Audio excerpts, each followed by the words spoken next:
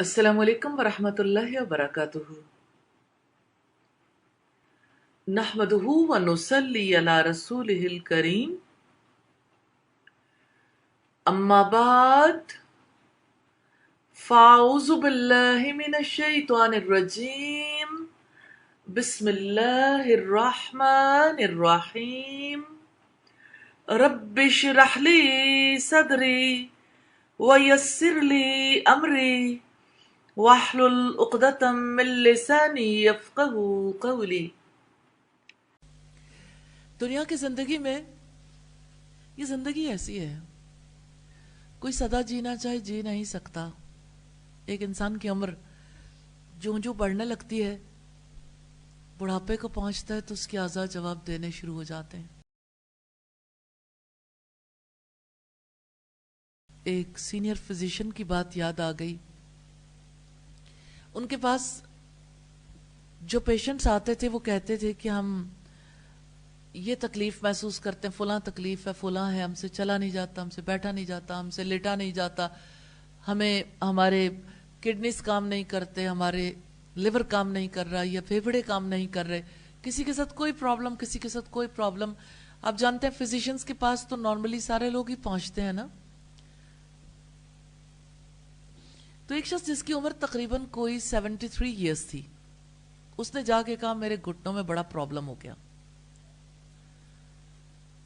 Senior physician اللہ اور اس کے رسول سے بہت محبت کرنے والے تھے اور ہیں الحمدللہ۔ کہنے لگے کہ اللہ نے اپنے حبیب کو 63 ایئرس کی عمر دی، تو جتنی عمر انسان کے لیے کافی ہوتی ہے وہ تو اللہ تعالیٰ نے محمد صلی اللہ علیہ وسلم کو دے دی، آپ کو اس سے 10 سال زیادہ مل گئے ہیں، ابھی بھی آپ اطمینان میں نہیں ہیں۔ یہ تو بونس والے دن ہے، بونس کی زندگی ہے، اس میں ٹھیک ہے دوا کھاتے رہیں لیکن اب آگے آگے اور زیادہ قوتوں کا زوال ہے۔ جب انسان بوڑھا ہو جاتا ہے نا، وہ صرف زوال پذیری نہیں دیکھتا، پہلے زوال آتا ہے، کمی آتی ہے، پھر ڈکے کا عمل شروع ہو جاتا ہے۔ اس زندگی میں ہی وہ موت کا تجربہ کرنا شروع کر دیتا۔ کسی کے ساتھ کوئی پرابلم شروع ہو جاتی، کسی کے ساتھ کوئی پرابلم شروع ہو جاتی ہے، اور ایک وقت ایسا آتا ہے جب ارد گرد والے سارے دعا کرنے لگتے ہیں یا اللہ اس کے حق میں اچھا فیصلہ کر دے، کیونکہ سب جانتے ہیں کہ موت کی وجہ سے ایک انسان کے دکھ ختم ہو جاتے ہیں، تکلیفیں ختم ہو جاتی ہیں۔ نبی صلی اللہ علیہ وسلم نے دعا کی تھی کہ اللہ مجھے اس وقت تک زندگی دینا جب تک زندگی میرے لیے نفع مند ہے، اور مجھے اس وقت وفات دے دینا جب موت میرے لیے نفع مند ہو جائے گی۔ تو ڈیتھ سے پہلے یعنی بڑھاپے میں ذرا آپ اس کو سٹڈی کیجئے گا، لوگوں کی خواہشات کیا ہوتی ہیں۔ نبی صلی اللہ علیہ وسلم نے فرمایا 2 چیزوں کے بارے میں بوڑھے آدمی کا دل بھی جوان رہتا ہے۔ کیا مجھے بتائیں گے وہ 2 چیزیں کون سی ہیں؟ جی بتائیے۔ مال اور لمبی زندگی۔ تو بوڑھے کو اس وقت بھی اپنے جانے کی فکر نہیں ہوتی، عجیب بات ہے، اس کو رہنے کی زیادہ فکر ہوتی ہے، وہ جانے سے زیادہ جینے کے لیے وقت لگا دیتا ہے، اس کی سوچ بھی یہی ہوتی ہے اور اس کے اعمال بھی ایسے ہوتے ہیں۔ تو انسان کی زندگی کیسی ہے کہ وہ موت کے قریب بھی ہو تو زندگی کی حرص رکھتا ہے، زندگی کی تمنا رکھتا ہے، حالانکہ وہ جانتا ہے کہ میں موت کے گھاٹ اترنے والا ہوں۔ اور کتنے ہی بزرگ لوگ ہیں جن پر نوجوان اولاد سارا سرمایہ لگا دیتی ہے، پھر بھی وہ ٹھیک نہیں ہوتے اور بالآخر قرض لینا شروع کر دیتے ہیں۔ مجھے انہی فزیشین کی بات یاد آ رہی ہے، کسی کو کینسر ہو گیا تو انہوں نے کہا کہ میں علاج کروانا چاہتا ہوں. تو انہوں نے پوچھا اچھا تکلیف کاٹ کے علاج کروانا چاہتے ہو یا تکلیف کے بغیر؟ اس نے کہا ظاہر ہے تکلیف کے بغیر.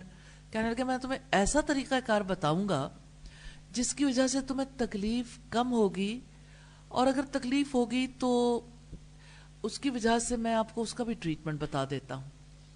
لیکن یہ ہے کہ آپ کی اولاد کے لیے مال بھی بچ جائے گا، اور آپ کی زندگی میں بھی آپ کے معاملات میں آسانی ہو جائے گی. تو اس نے کہا میں تیار ہوں. کہنے لگے ٹھیک ہے پھر علاج نہ کرواؤ، کیونکہ اگر آپ علاج کرواؤ گے تو نتیجہ پھر بھی وہی ہوگا، موت. اور اگر آپ نہیں کرواؤ گے تو نتیجہ پھر بھی وہی نکلے گا، موت. تو زندگی اللہ نے جتنی لکھی ہے مومن کو تو یقین رکھنا چاہیے آپ کو ایک تکلیف ہے، اس کا علاج نہیں ہے. اس کے جتنے علاج بتائے جاتے ہیں وہ بھی موت کے قریب لے جانے کے لیے. وقتی طور پر کسی انسان کو یہ یقین ہو جاتا ہے کہ اس کی وجہ سے میں کچھ عرصے کے لیے جینے کے قابل ہو جاؤں گا، لیکن علاج بذات خود موت سے بھی زیادہ تکلیف دہ ہے شاید. تو انہوں نے کہا کہ جب تمہیں زیادہ تکلیف ہو تو کوئی پین کلر لے لینا. تو تقریباً 15 سال اس کے بعد ان کو زندگی ملی رہی. تو وہ ہمیشہ اپنی زندگی میں کہتے تھے کہ مجھے میرے ڈاکٹر نے بڑی اچھی سجیشن دی کہ میرے بچوں کا مال بھی بچ گیا. جو زندگی اللہ نے لکھ رکھی تھی اس وقت پہ تو میں نے جانا ہی ہے. جب ان کی موت آئی تو بڑے سکون کے ساتھ، یعنی انہیں فیلنگ بھی نہیں ہوئی اور ان کی جان نکل گئی. تو ان تکالیف میں مبتلا نہیں ہوئے. میں یہاں یہ واضح کرنا چاہتی ہوں علاج کے مخالف نہیں ہوں، لیکن اس حوالے سے یہ ضرور بتانا چاہتی ہوں کہ جب انسان بڑھاپے میں چلا جاتا ہے اور اس وقت وہ چاہتا ہے کہ میں ہر قیمت پر اپنی صحت واپس لے آؤں، تو اپنی صحت واپس نہیں لا پاتا. اس وقت اسے صحت سے زیادہ جانے کی تیاری کرنے کی ضرورت ہوتی ہے. اگرچہ بڑھاپے میں وہ تیاری مشکل ہو جاتی ہے، لیکن چلیں، وہ جیسے پنجابی میں کہتے ہیں نا ڈلیاں بیراں دا کچھ نہیں گیا، کہ اب اگر گر گئے ہیں، کوئی چیز آپ سے چھوٹ گئی، نکل گئی، تو ٹھیک ہے آپ جتنا اکٹھا کر سکتے ہو انہیں اکٹھا کر لو. اگر خاص طور پر اگر آپ دیکھیں کبھی کسی کے دامن میں یا کسی چیز میں بیر جیسی چیز ہو، اگر گر جائے تو وہ کیا کرے گا؟ چن کے ایک جگہ پھر جمع کر لے گا.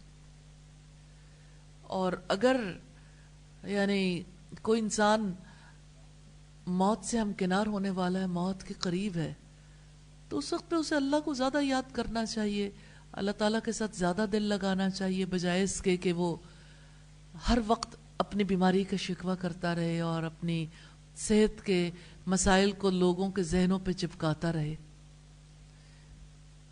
ٹھیک ہے ہلکی پھلکی دوا بھی ہو، لیکن اصلاً اسے دعا کی اور اصلاً اسے تیاری کی زیادہ ضرورت ہے. تو جو لوگ بھی اپنے بڑھاپے میں مہنگا علاج کروا کے اپنے بچوں کو فقیر کر کے جانا چاہتے ہیں، چند سال بیمار رہ کر فوت ضرور ہو جاتے ہیں.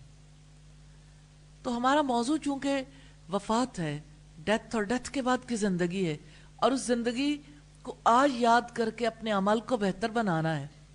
اس وجہ سے ہم اس معاملے میں غور کے پابند ہیں، غور و فکر کے پابند ہیں کہ موت تو آنی ہی ہے، لہذا موت کے بعد کی زندگی کے لیے تیاری کرنی ہے. تو یہ ایک انسان کی کہانی نہیں ہے. بڑھاپا ہر جوانی بتانے والے کی کہانی ہے، کیونکہ بڑھاپا جب آتا ہے نا، ہر آدمی کو خبر دی جاتی ہے کہ موت قریب آ گئی ہے، لیکن انسان تسلیم نہیں کرنا چاہتا. تو اس کے بعد جب بیماریاں لگتی ہیں وہ اور جھنجھوڑنے کے لیے ہوتی ہیں.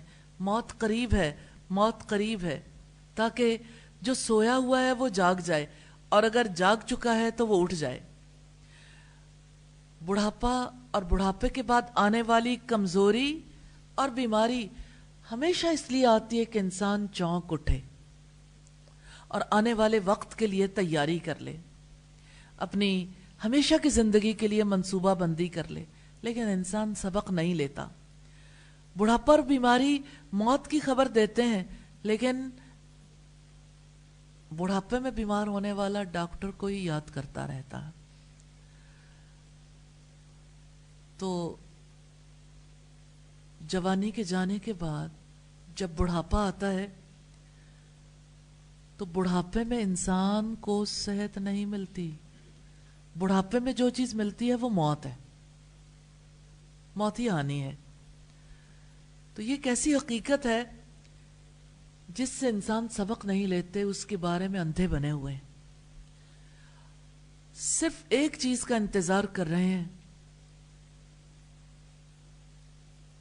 کسی طرح اور جی لیں اور جی لیں، لیکن یہ بھول جاتے ہیں کہ موت میرے انتظار میں ہے. کیوں اس انتظار میں ہے کہ موت آئے گی تو آنکھ کھلے گی؟ موت آئے گی تو وہ تو آنکھیں بند کر دے گی. اگر انسان کی آنکھ کھل بھی گئی، اسے سمجھ آ بھی گئی، تو اس وقت کوئی چیز کام آنے والی نہیں ہوگی. موت سے سبق لینا چاہیے. اور موت کا سبق کیسا ہے؟ اب سوچئے، کسی شخص کی ڈیتھ ہوتی ہے نا، ڈیتھ کے موقع پر کیسے اس کی آنکھیں بند کر دی جاتی ہیں. نارملی ایسا ہوتا ہے کہ اس کے پاؤں کے انگوٹھے بھی آپس میں باندھ دیے جاتے ہیں تاکہ اس کا جسم سیمیٹری میں رہے، اور اس کے ناک میں نارملی کوئی کاٹن یا کوئی چیز دے دی جاتی تاکہ فلوئڈز جہاں جہاں سے آنے ہیں وہ آنے بند ہو جائیں. پھر اب دیکھیے کہ موت جب آتی ہے پھر جانے کی تیاری شروع ہو جاتی ہے. مردے کو غسل دیا جاتا ہے، پھر کفن پہنایا جاتا ہے، پھر اس کی نماز جنازہ پڑھی جاتی ہے، پھر اسے احترام کے ساتھ مٹی میں قبر کے اندر دبا کے آ جاتے ہیں. اسلام کتنا پیارا دین ہے، انسان کا کتنا احترام کرتا ہے. جس انسان کے اندر سے روح نکل جاتی ہے وہ انسان صرف مٹی رہ جاتا ہے. کتنے ہی بے درد لوگ ہیں جو اس مٹی کو منو مٹی نیچے نہیں دباتے. جیسے کلاش کے لوگ ہیں، لکڑی کے چوکٹے بناتے ہیں اور کھلی لاشیں کھلے آسمان تلے رکھاتے ہیں. میں نے ذاتی طور پر یہ مناظر دیکھے ہیں. اتنی چیلیں، اتنے گدھ، اتنے پرندے اکٹھے ہو جاتے ہیں. کتنا تکلیف دہ ہوتا ہوگا بعد والوں کے لیے انہیں دیکھنا، کہ انہیں پتہ لگتا ہے کہ اب آ کے سارے گوشت کو یہ نوچ لیں گے. اللہ کتنا کریم ہے، کتنا کریم ہے. میں نے ایک ایسی لاش کو دیکھا، تھوڑی دیر پہلے وہ بالکل یعنی اسے قبرستان میں رکھ دیا گیا تھا اوپن. پھر اتنے پرندے آئے، جب ہم شام کو دوبارہ وہاں سے گزرے تو ہم نے دیکھا صرف ہڈیوں کا ڈھانچہ تھا. آنکھیں بھی گئیں، ناک، کان، سب کچھ گدھ اور چیلیں اڑا کر لے گئیں. اب آپ دیکھیں کہ یہ جو ہمارے دین نے احترام سکھایا انسان کا، کتنی محبت کے ساتھ غسل دیا جاتا ہے. حالانکہ مردے کو غسل کی ضرورت نہیں ہوتی بظاہر، کتنی محبت سے لباس بھی پہنایا جاتا ہے، نماز جنازہ بھی پڑھی جاتی ہے، اسے قبر کے اندر دفن کیا جاتا ہے سکون سے سلانے کے لیے. جیسے گوروں کے قبرستان میں لکھا ہوتا ہے ریسٹ ان پیس، فلاں ہے، کون جانے کوئی امن میں ہے یا کوئی تکلیف میں ہے. تو مردہ جسم کے ساتھ یہ احترام والا معاملہ کیوں ہے؟ بات یہ ہے کہ مٹی کے ساتھ یعنی مردہ مٹی کے ساتھ انسان جیسا معاملہ کرنے کا حکم مرنے والے کے لیے نہیں ہے، محض جینے والوں کے لیے ہے کہ جینے والے سبق لیں، زندہ رہنے والے دیکھیں کہ بالآخر ان کا کیا انجام ہونے والا ہے. انہوں نے کیسے منو مٹی تلے جا سونا ہے، اور وہ مردے کے روپ میں اپنے آپ کو دیکھیں اور موت سے پہلے موت کا تجربہ کر لیں. یقین کریں دنیا میں کامیاب ہو سکتا ہے وہ شخص جو اپنے آپ کو قبر کے اندر لٹا کر دیکھ لے، اور اگر یہ ممکن نہیں تو کم از کم مردے کے روپ میں خود کو لے جائے امیجنیشنز میں. جب انسان اپنے آپ کو ایسے لیٹے ہوئے دیکھتا ہے تو اس کا دل دہل جاتا ہے، اس کو یقین آتا ہے کہ میں نے رہنا نہیں ہے. سارے کام جہان میں لوگ اس لیے کرتے ہیں کہ ہم نے یہی رہنا، حالانکہ ہم مسافر ہیں، موت کے مسافر. تو موت کے مسافر دنیا سے گزرتے ضرور ہیں لیکن چلے جاتے ہیں، پھر کبھی واپس نہیں آتے.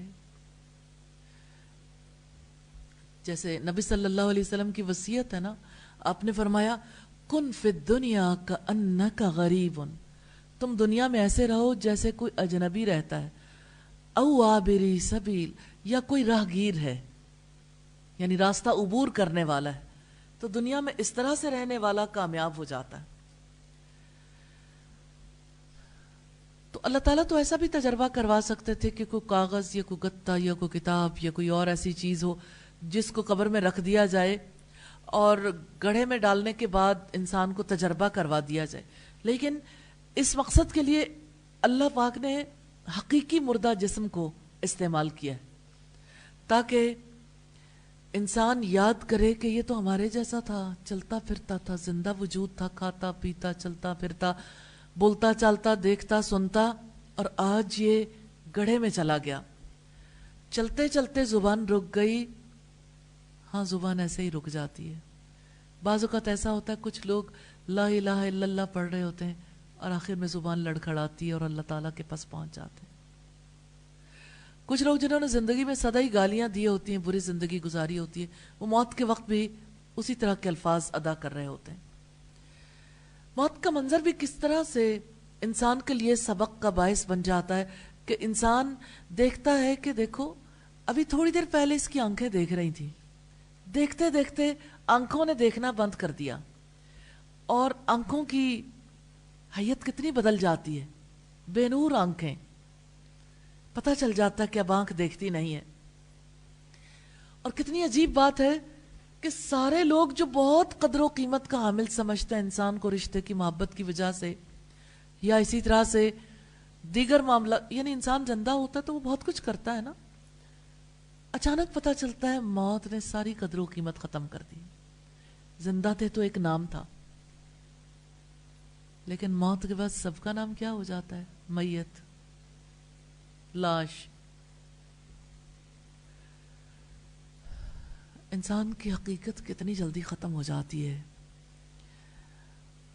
تو اپنے جیسے انسان کے ذریعے سے اللہ تعالیٰ نے زندگی کا سبق یاد دلایا ہے کہ اہتمام کے ساتھ تیار کرتے ہیں، پھر لے کر چلتے ہیں، پھر آخری مرحلے میں پہنچ کر ایک گڑھے میں لٹا دیتے ہیں. اور آپ سوچیں 3 بار اپنے ہاتھ میں مٹی لے کر قبر میں ڈالتے ہوئے ایک انسان کہتا ہے منہا خلقناکم، اسی سے ہم نے تمہیں پیدا کیا تھا. اور دوسری بار کہتا ہے وفیہا نعیدکم، اسی میں ہم تمہیں دوبارہ ڈال رہے ہیں. لوٹا دیا نا مٹی کی طرف. پھر تیسری بار مٹی میں ڈالتے ہوئے کہتا ہے ومنہا نخرجکم تارۃ اخری، اور اسی سے ہم تمہیں دوبارہ نکالیں گے. یہ 3 بار مٹی ڈالنا کلائمیکس ہے. اسی طرح ایک زندہ واقعے کے ذریعے سے یہ بتایا جاتا ہے کہ انسان کیا ہے اور اس کا آخری انجام کیا ہے.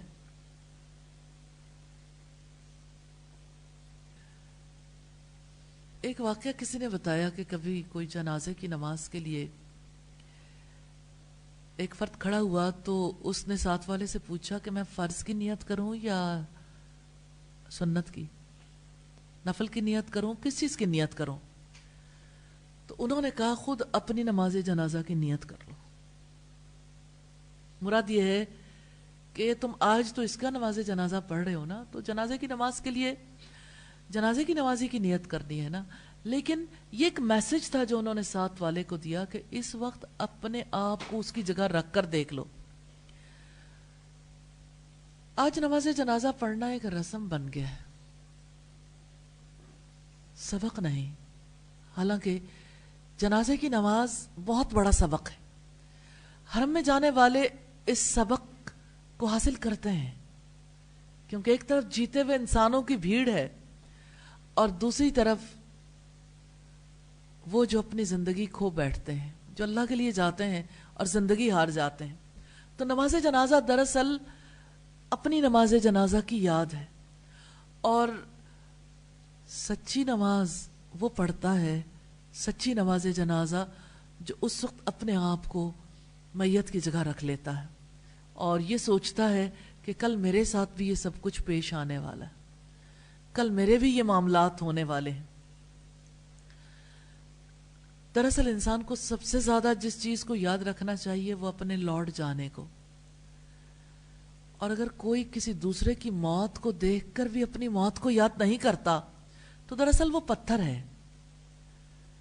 موت کو یاد کرنا سینسیٹیو ہونے کی دلیل ہے.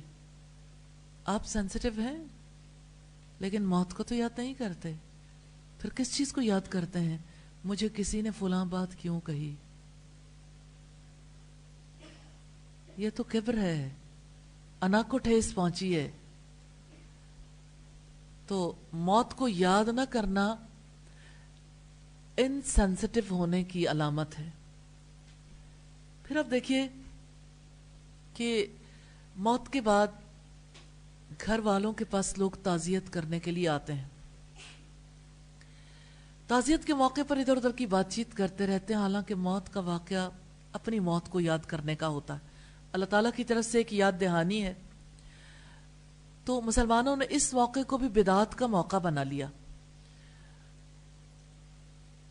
موت کے بعد جانے والے کو تو یاد کیا جاتا ہے، لیکن اچھے لفظوں میں یاد کرنا چاہیے. اس موقع پر اپنی موت کو ہی یاد کرنا چاہیے.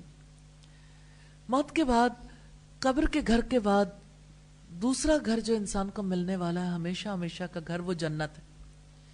جنت ان لوگوں کا گھر ہے جن کا دنیا میں گھر نہیں ہے، یعنی جن کا دنیا میں جی نہیں لگتا. جیسے سیدنا عائشہ نے یہ کہا تھا کہ دنیا تو اس کا گھر ہے جس کا آخرت میں کوئی گھر نہیں ہے، یعنی اللہ کے پاس جس کا کوئی گھر نہیں ہے.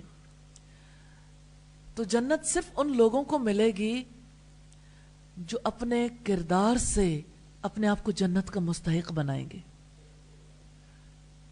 کیریکٹر چاہیے، جنتی کیریکٹر. جنت اللہ تعالیٰ کے پاس جانے والے کو ملے گی. اور سوچیں، اللہ تعالیٰ کے پاس جانے کے لیے، ہمیشہ ہمیشہ کے لیے اللہ کے قرب میں رہنے کے لیے وہ مقام انسان کو دیا جاتا ہے. تو یہ غیر معمولی گھر اسی کو مل سکتا ہے جو اعلیٰ قیمت دینے کا حوصلہ رکھتے ہوں. تو جنت کسی نے دیکھی نہیں ہے، لیکن جنت کے بارے میں رب العزت نے امیجن ضرور کروایا اپنی کتاب میں کہ جنت کیسی ہوگی، اس کے باغات، اس کی زندگی. جیسے اہل جنت کو کہا جائے گا اب تمہیں کبھی موت نہیں آئے گی، سدا زندہ رہو گے. اب تمہیں کبھی غم نہیں آئے گا، سدا خوش رہو گے. اور اب تمہیں کبھی بڑھاپا نہیں آئے گا، سدا جوان رہو گے. تو جنت ان لوگوں کے لیے ہے جو اپنے آپ کو ایگوئزم سے نکال سکیں، انانیت سے. انانیت میں مبتلا ہونے والا کوئی شخص جنت میں نہیں جائے گا. تو جو اپنے آپ کو ایگو لیس بنا سکے، جو اپنے آپ کو دوسروں کے لیے ویل وشر بنا سکے، جو آزادی ہونے کے باوجود اپنے آپ کو سرنڈر کر سکے اللہ تعالیٰ کے آگے، وہ جھوٹ سے معمور زندگی سے سچ کی طرف آ سکے، وہ بددیانتی سے امانت والی زندگی کی طرف آ سکے. جو انسان اس دنیا میں رہتے ہوئے دکھائی نہ دینے والی جنت کا یقین کر سکے، جنت اسی کے لیے ہے. جنت اس کے لیے ہے جو جنت جانے کی کوشش کرے. فرشتے ہر وقت مصروف عمل ہیں، ان لوگوں کی فہرستیں تیار ہو رہی ہیں جنہوں نے جنت میں جانا ہے، اور ان لوگوں کی فہرستیں بھی تیار ہو رہی ہیں جنہوں نے جہنم میں جانا ہے۔ اس لیے جو جنت میں جانا چاہتا ہے اس کو چاہیے کہ وہ اپنا سپریم کنسرن اللہ تعالیٰ کی ذات کو بنا لے، اللہ کی جنت کو بنا لے۔ تو جنت ان کے لیے ہے جن کے لیے دنیا کی ہر پرکشش چیز بے کشش ہو جاتی ہے۔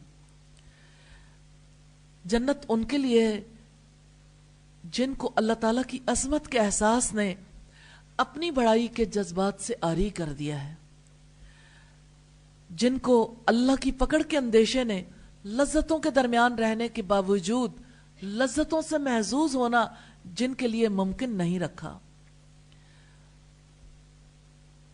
تو جنت ان کے لیے ہے جو اپنا سب سے قیمتی فکرہ اور سب سے زیادہ ادا ہونے والا فکرہ یہ بنا لے، میری غلطی ہے، میری غلطی ہے، میں نے خطا کی ہے، یقیناً یہ میری غلطی ہے۔ تو جنت میں وہ افراد بسائے جائیں گے جو اللہ اورینٹڈ لائف گزاریں گے۔ جنت کسی کو پراسرار اسباب کی وجہ سے نہیں ملے گی، معلوم اسباب کی وجہ سے ملے گی۔ جو دنیا میں اپنے آپ کو جنت میں جانے کے قابل بنائے گا، جنت انہی کے لیے۔ اور دنیا میں رہتے ہوئے ریکروٹمنٹ تو ہو رہی ہے، انتخاب تو کیا جا رہا ہے، لیکن ہر ایک نے اپنے آپ کو اس کا اہل ثابت کرنا ہے۔ آپ کو یاد ہوگا دنیا میں رہنے والی ایک عظیم خاتون تھیں، محلات میں رہتی تھیں، لیکن اس دنیا سے جانے سے پہلے جو فقرہ ان کی زبان سے ادا ہوا، دعائیہ فقرہ، وہ ساری دنیا کے انسانوں کے لیے اپنے اندر سبق رکھتا ہے۔ رب ابن لی عندک بیتا فی الجنہ، اے میرے رب میرے لیے جنت میں ایک گھر بنا دے۔ ہاں، اتنی بڑی تمنا جس کے دل میں ہو، جنت اسی کے لیے۔ جو جنت کے گھر کو امیجن کرے، پھر اس گھر کے لیے آج تیاری کرے۔ اور نبی صلی اللہ علیہ وسلم کی زبان سے یہ الفاظ پیغمبرانہ انداز میں نکلے تھے، اللہم الرفیق الاعلی، اللہ رفیق اعلیٰ کی جانب، اللہ رفیق اعلیٰ کی جانب۔ یعنی اس دنیا کے لوگوں سے اب اللہ تعالیٰ کی ذات کے پاس جانا ہے۔ تو عام دعا اور خاص دعا ہے۔ دعا تو دعا ہے نا، اللہ تعالیٰ سے دعا کرنا چاہیے، دعا کرنی چاہیے، موت سے پہلے بھی اور جب موت آئے۔ یہی بات اپنے ذہن میں رکھنی چاہیے کہ جب اس دنیا سے میرا ساتھ چھوٹے، مجھے میرے رب کا قرب مل جائے۔ اور آپ کو اسباب معلوم ہے، نبی صلی اللہ علیہ وسلم نے فرمایا، اللہ تعالیٰ فرماتے ہیں لا یزال عبدی یتقرب الی بالنوافل، میرا بندہ برابر نفل عبادات کے ذریعے سے میرا قرب تلاش کرتا رہتا ہے، حتیٰ کہ میں اس کے کان بن جاتا ہوں جن سے وہ سنتا ہے، اس کی آنکھیں بن جاتا ہوں جن سے وہ دیکھتا ہے، اس کے ہاتھ بن جاتا ہوں جس سے وہ پکڑتا ہے، اور اس کے پاؤں بن جاتا ہوں جس سے وہ چلتا ہے۔ تو اصل بات یہ ہے کہ اس دنیا میں ایسے اسباب اختیار کرنے چاہیے جس کی وجہ سے رب کا قرب نصیب ہو جائے۔ جو ربانی زندگی گزارنا چاہے اس کو چاہیے کہ وہ نوافل کے ذریعے سے رب کا قرب حاصل کرے۔ کیا رب العزت نے نہیں فرمایا وَاسْجُدْ وَاقْتَرِبْ، سجدہ کرو اور قریب ہو جاؤ؟ تو اللہ کے قرب کے حصول کے کام کرنے چاہیے۔ جیسا کہ قربانی ہے وہ اللہ کا قرب عطا کرتی ہے، یعنی اللہ کے قریب لے جانے والی ہے۔ تو یہ موت کا سفر تو ہے، لیکن دوسری دنیا کا سفر ہے، جنت کا سفر ہے۔ اور جنت کا سفر کرنے والا جنت سے پہلے کے حالات کی، قبر کی اور موت کی یاد میں زندگی بسر کرتا ہے۔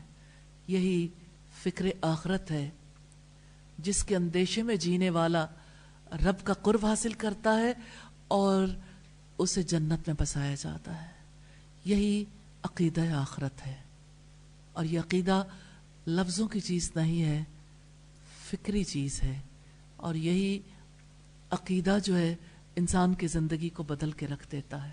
اللہ تعالی ہمیں فکر آخرت والی زندگی نصیب فرما دے۔ سبحانک اللہم و بحمدک نشہد ان لا الہ الا انت نستغفرک و نتوب الیک۔